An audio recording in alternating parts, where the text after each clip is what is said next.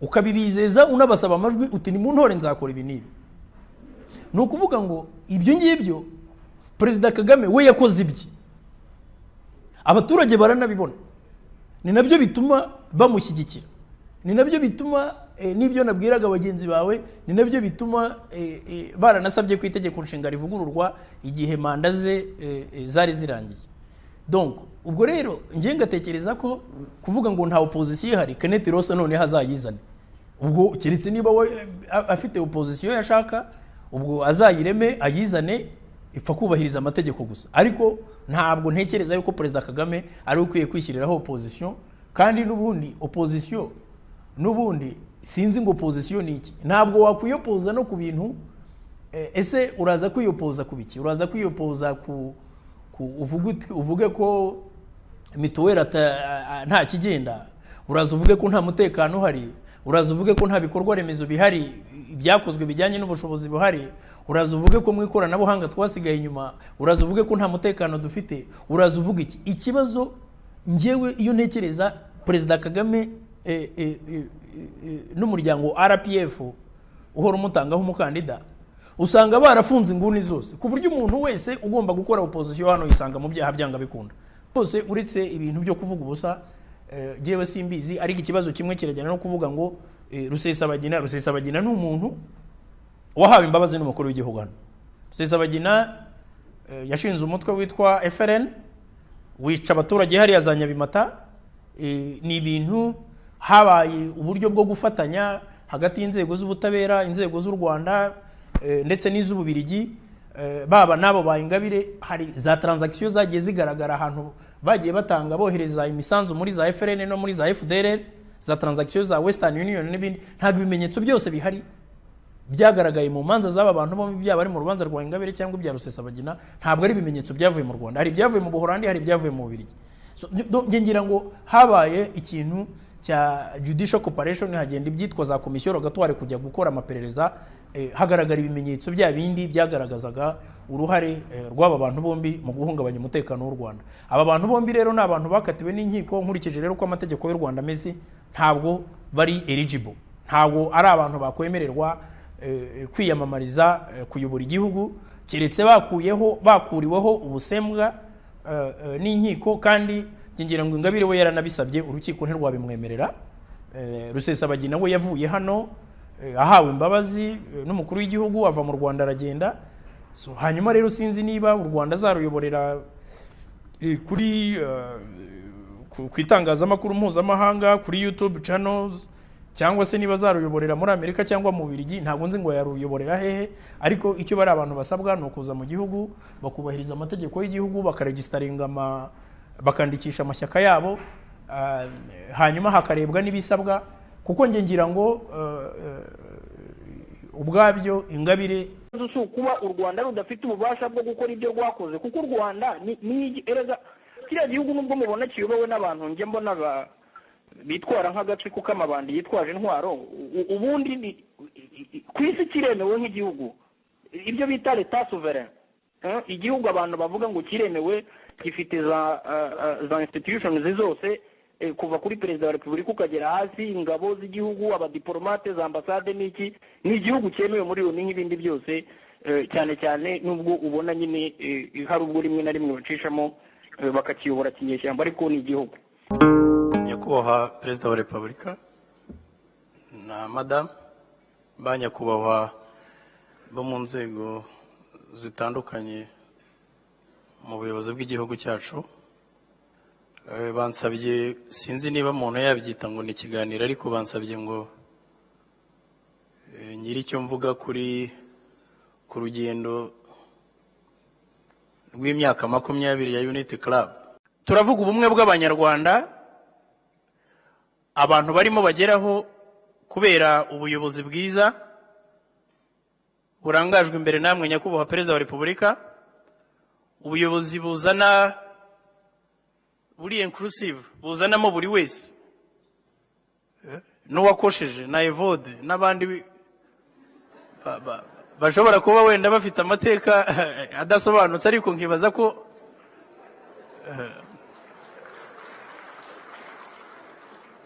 nkibaza yuko ikintu gikuru mwarebye ari ukureba ngo ikiduhuza nk'abanyarwanda kiruta icyo twapfa. Hanyuma turavuga ubumwe bw'abanyarwanda, nta muntu mwigeze mubuza gutekereza uko ashaka gutekereza, ariko vision yanyu ni ukuvuga ngo different views, different opinions, one direction. Turebe ukuntu abantu batahiriza umugozi umwe. Turavuga ngo ubumwe bw'abanyarwanda, hari igihe ahangaha abantu bayoboye iki gihugu bo bigishaga ubumwe bw'abahutu. Ubumwe bw'abahutu ntibwigeze bunabaho kuko ntibunashoboka, ubushingiye kukiza. Ariko abantu baravuga ngo ubumwe bw'abahutu, ugasanga abantu rwose biri muri disikuru ya Perezida Habyarimana, abantu bakazumva zigahita, abantu bagakoma amashyi, bati ubumwe bw'abahutu, ubumwe. Muravuga ubumwe bw'abanyarwanda, ibyo ni ibintu byabayeho, biri mu mateka, ntacyo mpimba. Ibyo byose icyo byagejeje ku gihugu mwarabibonye, nyakubahwa Perezida wa Repubulika. Ariko icyo nemera, impamvu nari mvuze ngo na Evode n'abakosheje, I have criticized your government but I believe in you, and I'm still believing in you, Your Excellency. Kuko ntabwo ijambo rimwe ryo mwavuze rikomeye mu mujyi wa Toronto, twari turi muri Rwanda Day. Ubundi iyo ngiye gukotinga umuntu ngomba kuba narebye neza ku rupapuro kugira ngo ntibeshye, ariko nkunze kubikora ndimo kwandika. Ariko mwaravuze ngo ntabwo twasubiza ibihe inyuma, ntabwo twasubiza amateka inyuma. Dufite amateka mabi ariko na yacu, ariko dufite ubwenge n'ubushobozi bwo kugena ejo hacu heza, ejo habengerana kurushaho, hashininga nk'uko iki gihugu from zero to something. Murareba ukuntu ahantu twicaye ari heza. Njya nibuka muri 1994 mugihagarika jenoside, nyakubahwa Perezida wa Repubulika n'ingabo mwari muyoboye, ntabwo nigeze nibaza yuko nyuma y'imyaka ingana gutya tuzaba turi igihugu abantu bose baza kwigiraho. Ejo bundi twakiriye delegation yo muri Central Africa, abantu batubwira bati mwabigenje gute kugira ngo abantu biciwe n'abishe bashobore kubana. Unity Club ifite aho ihurira n'ibi byose, kuko hari agatabo bampaye ngerageza kumenya ngo Unity Club mission na vision ni iki, ni izihe, ni ibihe. Ndavuga ku tuntu nka tubiri. Abafite utwe dutabo, hari ku rupapuro rwa 18 handitse ngo kongera kubaka ubunyarwanda. Ku rupapuro rwa 22 ho navuze ngo gukomeza kwiga no gusangira amakuru. Muri kongera kubaka ubunyarwanda, abantu baribaza ngo ese ubundi ko numva ari ukongera kubwubaka bundi bushya, bwasenywe n'iki? Ni igiki cyatumye busenyuka? Hari biza by'ubukoroni, hari ubuyobozi bubi, Repubulika ya mbere na Repubulika ya kabiri, hari iby'abakoroni nyine biri aho ngaho. Ariko dukwiye no kuba tureba twebwe nk'abanyafurika muri rusange. Hari ingeso imwe nabonye abanyafurika benshi bafite, banga gufesinga ikibazo iyo bakireba bakavuga ngo ariko ngo by time ngo kizazimira, cyangwa se ngo this problem will disappear. Bakanga gufesinga ikibazo bakavuga ngo cyangwa se buriya kanaka arimo kubikora. Niba wowe utabikora ukavuga ngo kanaka arimo kubikora, cyangwa se uti nzabikora ejo, ikibazo kigakura kikaba ikigugu. Nyakubahwa Perezida wa Repubulika, ibintu mwakoze ni byinshi, ariko ikindi nibuka mwaravuze muti Rwanda has changed for good and forever. Ntabwo nibaza ko abantu bazasubira inyuma. Ibyo navugaga byo bijyanye n'amateka, kuvuga ngo abantu kongera kubaka ubunyarwanda, ntabwo ibyo byashoboka abayobozi, abantu bari mu nzego z'ubuyobozi tutabigizemo uruhare. Jewe nibaza ko Unity Club kuyibamo, bambwiye ngo urugendo rw'imyaka 20, ariko ndavuga ngo ntabwo ndi buvuge urwibiri, ariko umuntu agiye akareba ibyo mwakoze, ni ibintu n'ubundi mubona bigiye bihura na porogaramu zanyu, nyakubahwa Perezida wa Repubulika. Kuko unity in diversity, kuvuga ngo abantu benshi bafite ibitekerezo bitandukanye, bafite amateka atandukanye, bashobora gushyira hamwe, bashobora kujya hamwe. Ariko nta nubwo twakwicara ngo tuvuge ngo ibintu. Jewe hari ikintu kimwe cyanteye agahinda ndi muri Canada, umuntu wize rwose najyaga ngira ngo nabantu binjije wenda nkuko abantu babivuga, umuntu ufite PhD ngira ngo Kaboneka aramuzi, twajyaga tubicriticizing cyane, minister Kaboneka yigeze kumbwira ngo kimwe mu bintu yenjoyinga ngo bimunezereza ngo nukubona umututsi umerewe nabi. Abo bantu baracyahari rwose, bafite za PhD kandi bakubwira ko bize, abantu bumva ko hari abantu badafite n'uburenganzira bwo kubaho. Nkibaza ko rero Unity Club kuri jewe ko nayibonye ni forum yo gutangiramo ibitekerezo, umuntu akagirana n'iyindi, kuko jewe icyo natekereje cyane nibajije ngo ariko mu bantu nigarutseho mu baturage miliyoni 12, kabineti irimo abantu batarenga 30, kuvuga ngo muri abo bantu 30 nawe urimo, ushobora kubona His Excellency live, ashobora kukugira inama, ashobora je nkunda kugirwa inama nyakubahwa Perezida wa Repubulika, nimwumva hari ahantu natangiye guteshuka ku nshingano cyangwa se muzangira inama, nkunda guhanurwa kandi nkunda gusubira ku murongo.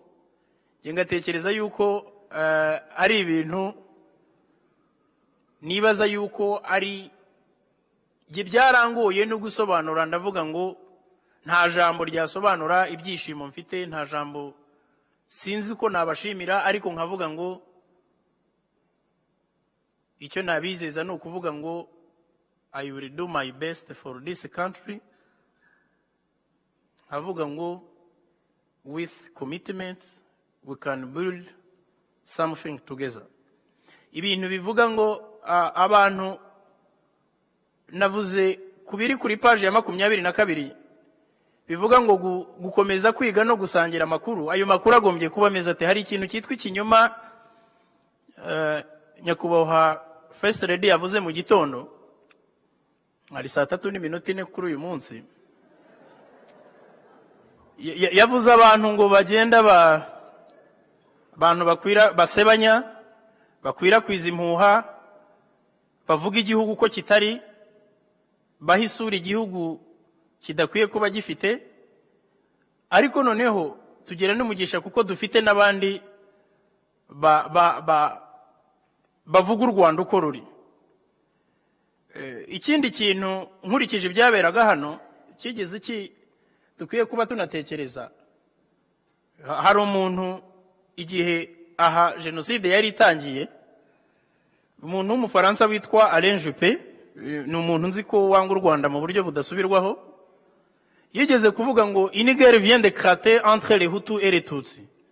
Yabago jenoside byaberaga mu Rwanda yari intambara, yabangwa abahutu n'abatutsi barimo kurwana ngo batangiye kurwana. Hanyuma aba bantu nanone twakongera kureba uko ibintu bimeze muri iki gihe.